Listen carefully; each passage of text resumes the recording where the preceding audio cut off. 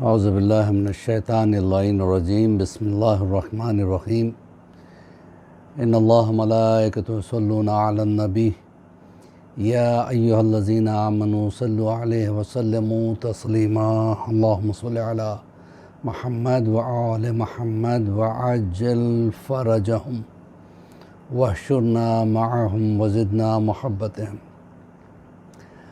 محترم ناظرین، السلام علیکم ورحمۃ اللہ وبرکاتہ۔ آج الحمدللہ تربیت اولاد کے حوالے سے ہمارا درس نمبر 84 چل رہا ہے۔ مسلسل تقریباً 2 سال کا عرصہ ہو گیا۔ ہماری کوشش یہی ہے کہ ہمارے ناچیز یعنی کوشش کی وجہ سے کسی بچے تک دین کی باتیں پہنچ جائیں، مذہب کی باتیں پہنچ جائیں، تاکہ دنیا کے شیطانی وائرس جو ہے اس کو ایمان سے دور نہ کرے۔ تو عزیزان محترم، ہماری گفتگو کچھ کلاسز سے امام زمانہ پہ چل رہی ہے۔ امام زمانہ ہمارے وقت کے امام ہیں جو ہمیں دیکھ رہے ہیں، ہمیں سن رہے ہیں، اور ہر شب جمعہ ہمارے اعمال ان کے سامنے پیش کیے جاتے ہیں۔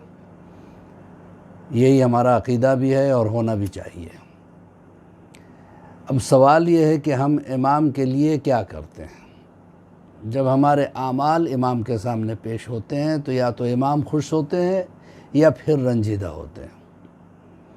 یہ ہمارے اعمال کے اوپر ڈیپینڈ کرتا ہے کہ ہم امام کو خوش کر رہے ہیں یا امام کو رنجیدہ کر رہے ہیں۔ اگر ہم امام کو خوش کر رہے ہیں تو یہ ہماری خوش نصیبی ہے، اور اگر امام کو رنجیدہ کر رہے ہیں تو ہم سے بڑھ کر کون گنہگار ہو سکتا ہے جو اپنے وقت کے امام کو رلا دے۔ امام سے واسطہ ضروری ہے، تعلق ضروری ہے۔ امام سے رشتہ ہے ہمارا تو ہم امام سے متعلق رہیں۔ بہت سی مرتبہ ایسا ہوتا ہے کہ بعض لوگوں کے پیرنٹس بہت دور ہوتے ہیں۔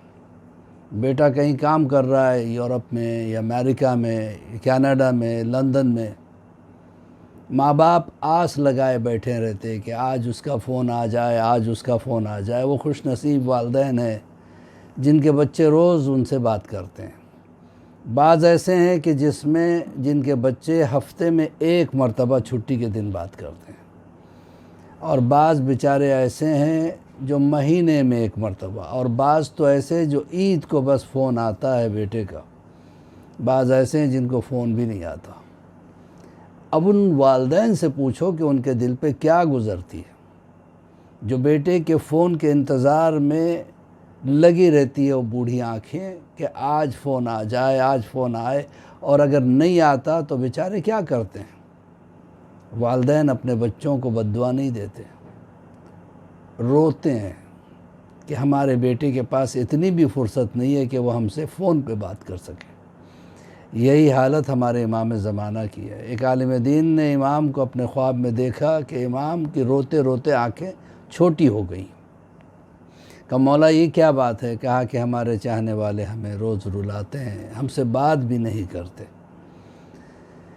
تو عزیزو، سونے سے پہلے سرگوشی کرے امام سے، گفتگو کرے امام سے۔ مولا میری یہ بھی پرابلم ہے، اسے دور کر دو۔ مولا یہ بھی پرابلم ہے، اسے دور کر دو۔ مولا یہ میری خواہش ہے۔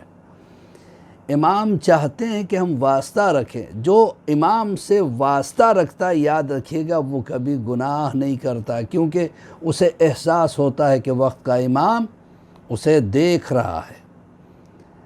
تو اس کے لیے بہت ساری چیزیں ہیں امام سے رابطہ کرنے کی، امام سے جو ہے نا گفتگو کرنے کی۔ دعائے ندبہ پڑھا کریں۔ جمعہ کا دن امام کا دن ہوتا ہے، اس میں دعائے ندبہ ضرور پڑھا کریں۔ ہاں لمبی دعا ہے، لیکن اس کا مطلب یہ نہیں ہے کہ لمبی ہونے کی وجہ سے ہم پڑھیں ہی نہیں۔ کم سے کم 2 صفحے پڑھ لو، 2 لائن پڑھ لو، تاکہ ایک عادت رہے کہ ہر جمعہ مجھے پڑھنا ہے۔ آج اگر آپ نے 2 صفحے پڑھے یا 1 لائن پڑھی، 2 لائن پڑھی، تو اگلے جمعہ ہو سکتا ہے آپ کا دل اور زیادہ چاہے، پھر اس کے بعد اور زیادہ چاہے۔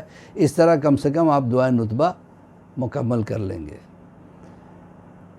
تو دعائے ندبہ نہ چھوڑیں۔ پڑھ نہیں سکتے تو سن لیں، آج کل تو یوٹیوب پہ اویلیبل ہے، سن لیں، دعائے ندبہ سنیں اور پھر امام سے دعا کریں۔ ایسے اعمال ہے جو امام سے توسل پیدا کرتے ہیں۔ اسی طریقے سے ہر بچہ اپنی ماں سے بہت محبت کرتا ہے۔ امام جناب نرجس خاتون، ان کی والدہ محترمہ، ان سے بڑی محبت کرتے ہیں۔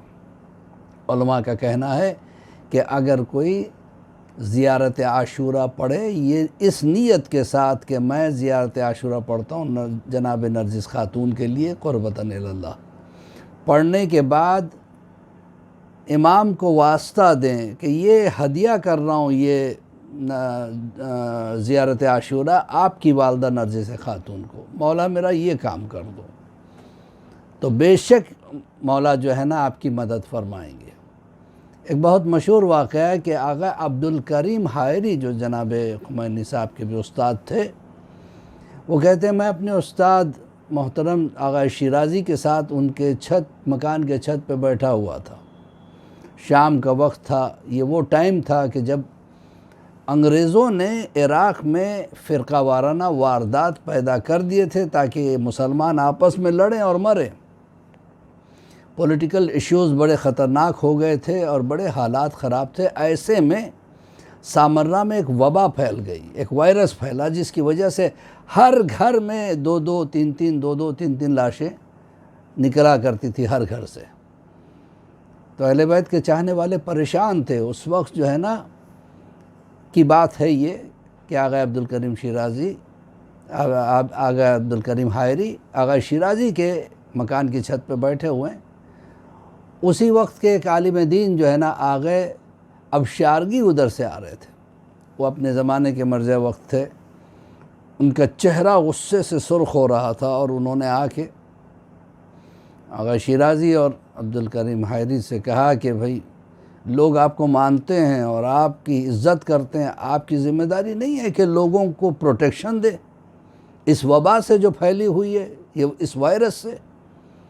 آج بھی وائرس پھیلا ہوا ہے، پوری دنیا بند پڑی ہوئی ہے، اس کا علاج میں آپ کو بتا رہا ہوں تاریخ سے۔ تو اب عزیزان محترم، انہوں نے کہا کہ یہ وائرس ہے، اس پہ ہمارا کنٹرول تھوڑی ہے، اللہ کی طرف سے ہے، بتائیے ہم کیا کر سکتے ہیں۔